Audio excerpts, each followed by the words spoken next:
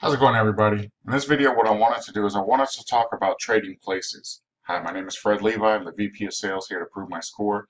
And in this video, what I wanted to do is I wanted to give you guys a new mindset to think about. So a lot of people, they come to me and they want to get their credit worked on, but they don't know where to begin. So first off, I'm going to go ahead and let everybody know, as a disclaimer, you can do your own credit repair. Just as way you can do your own credit repair, we can also change our own oil. However, we always take our cars to the oil change place and have them change it for us. So in this video, what I wanted to go ahead and focus in on is where you want to be with your credit, what you can do with better credit, and how it can help change your life. So credit is here. It's here to go ahead and kind of give a sense of responsibility to somebody who's pulling your credit. They want to know how responsible you are in your life, and credit plays a big important role in that. So let's go ahead and give some examples of what credit might be used for. Credit might be used for when you're going to get insurance. They might pull your credit. Utilities for your home, they're going to pull your credit.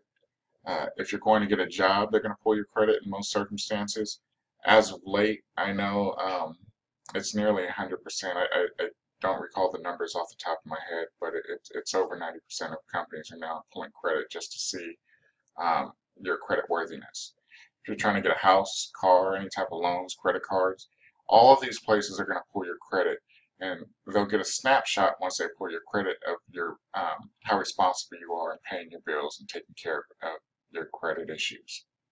So in this video, again, what I want you to do is start to think about what it would mean to you to have good credit. So I've been in the industry for 17 years now, and I started off with bad credit. I was going through a divorce, and during this divorce, a lot of things happened to me. I had to file bankruptcy. Um, all my credit cards, everything was just getting behind more and more and more, and I really didn't know what to do. Uh, after the divorce, I gave the ex-wife, I gave her my car. Um, well, it wasn't my car, it was our car, but I told her she can keep it. So she kept the car. I had a '67 Cougar um, that I was driving around, and I was renting cars a month at a time. That was costing $700-800 a month, and this was breaking the bank after about 3 months. I said, this is ludicrous for me to continue paying this much for a car. Let me go ahead and try to buy a car. So a friend of mine referred me to the Toyota dealership. I went down. I knew what I wanted. I wanted a Solara. This is back in 2000. So I go down to the Toyota dealership, um, and I fill out the application. Now, this is crazy, but they told me you can't get a car. I said, why can't I get a car? I said, I can get a cosigner. They said, yeah, you can't get if you're on the loan, it's not going to work for you. You just need to have your cosigner put the car in their name. So that's how I found out that my credit was shot. It was horrible. Um, so what I did is I had my sister, she went ahead and got the car for me. And a couple months after I got the car, she came across a packet of how to fix credit. So she went ahead and forwarded it to me. I read through it several times and started working on my own credit, and things started getting deleted. Um, Things just started falling off. My score, well, I don't know what the scores were because I wasn't pulling my credit, but they would send me credit reports and it would say delete it, delete it. And I was like, wow, this is crazy. So I started doing it for family and friends, same thing. Delete it, delete it, delete it. And at the time, I really didn't know what I was doing, but I was just kind of going with the flow. This was about a 57-page packet that talked a little bit about the Fair Credit Reporting Act, Fair Debt Collection Practices Act. It talked about these couple of laws and had sample letters. The whole packet, like I said, was about 57 pages. Um, so I just started going through it. I was reading it, continuing to help family and friends. And then when it was time to get a new car, when my lease was up, because I actually leased the Solara, I took the car back and I wanted to get a new car, and this time I qualified. And I was like, wow, just a couple of years ago I didn't qualify. Now I'm qualifying to get a car. It was a brand new car. Actually, it was 3 years later. It was a 36-month lease. So I got myself a Toyota Camry, 2003 Toyota Camry. A month later, I went ahead and got a 2003 Toyota Sienna minivan. And I had these cars, they were brand new. And I did this off of the package. So I didn't really know what I was doing, why I was doing what I was doing. I just knew that I needed to have better credit because sometime in the future I was going to need it. I went ahead and got an apartment, no problems. So I say that to say this, you might not need it now, but you're going to need it sometime in the future. So I always say to, if at all possible, start working on your credit now. Don't put off tomorrow what you can do today because it's very important for you and your family. Whether it's trying to get a house or an apartment, trying to get your utilities cut on. A lot of times when someone's moving into a new apartment, they had to put a deposit down. Sometimes they're going to have to pay first and last month's rent. And then you got to start putting all these down payments on your utilities. So if you have cable, your electric bill, gas bill, those are a whole bunch of bills that you're going to have to come out of pocket. And it could come up to several $100s. So I always say having credit is like having a fire extinguisher. It's better to have the fire extinguisher in case of a fire happens than to not have one if it does happen. Same thing goes along with your credit. It's better to have your credit worked on prior to needing it than needing it and then now you have to go ahead and start the process. Because I'm going to be honest with you, it didn't take you guys overnight to mess up your credit. It's not an overnight fix. Things do get deleted. Things can happen quickly. But a lot of times people will come to me and they'll say, hey, I need to get into an apartment next month or next week. And truth be told, credit repair can take up to 6 months, sometimes longer. So I don't want to have a false perception out there. There's a lot of people that you'll hear about on the internet. You'll hear about it on Facebook, different social media platforms, YouTube, where they talk about a credit sweep. That's not credit repair. Filing a false police report saying that you're a victim of identity theft and you never had these accounts, that's not credit repair. There's no need to do that.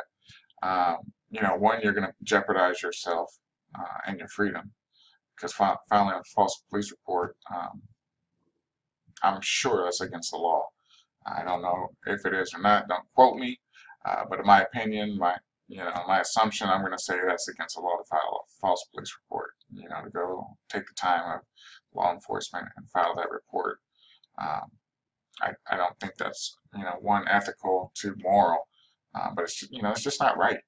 And a lot of people, they will press on this issue of credit sweeps. So if you hear the word credit sweep, just run in the opposite direction. So what do you guys want out of life? This comes down to financial responsibility. It's going to come down to a lot of hard work and determination, persistence. Having credit can help build wealth. And I'm going to go ahead and I'm going to mention a few things of how that wealth can play into your lives. Okay. Turo. I'm not sure if you guys have heard of Turo. Turo is where you can rent out your car, just like you're a car rental place. I know a lot of people who rent their vehicles out and earn a good income by renting out their vehicles. Okay. And they get the vehicles on credit.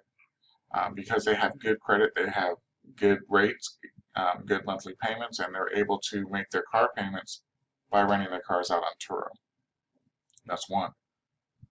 Real estate investing. A lot of people are investing in real estate. You guys see the shows on HGTV, Flip My House and all these types of shows. That's the way a lot of people are getting rich in this industry. They're going out and finding Sorry, my computer, my screen went dead. But they're going out and they're finding ways where they can help increase their income. Now, to become rich in the world we live in today, you are going to need multiple flows of income. Okay. And what do I mean by that? Well, you might have a job and you might be making, let's go ahead and throw out an even number out there. If you're making 50 grand a year. Okay. So if you're making $50,000 a year, that by all means is not rich, you know. But if you were able to, maybe you were a photographer, that you had a passion for photography, and say you were able to make an additional $500 a month. Um, at the end of the year, your 50 just turned into 56,000. That's a little bit more than a 10% increase. And if you continue doing these types of things where you're able to increase your income, bringing in additional flows of income, this is the way that wealth is built. Um, it's one of the ways that wealth are built. And I wanted to talk to you guys about just where your guys' mindset is at, where you guys are now as to opposed to where you guys want to be. What would you guys like to do? How would you guys like to see your income increase from one point to another?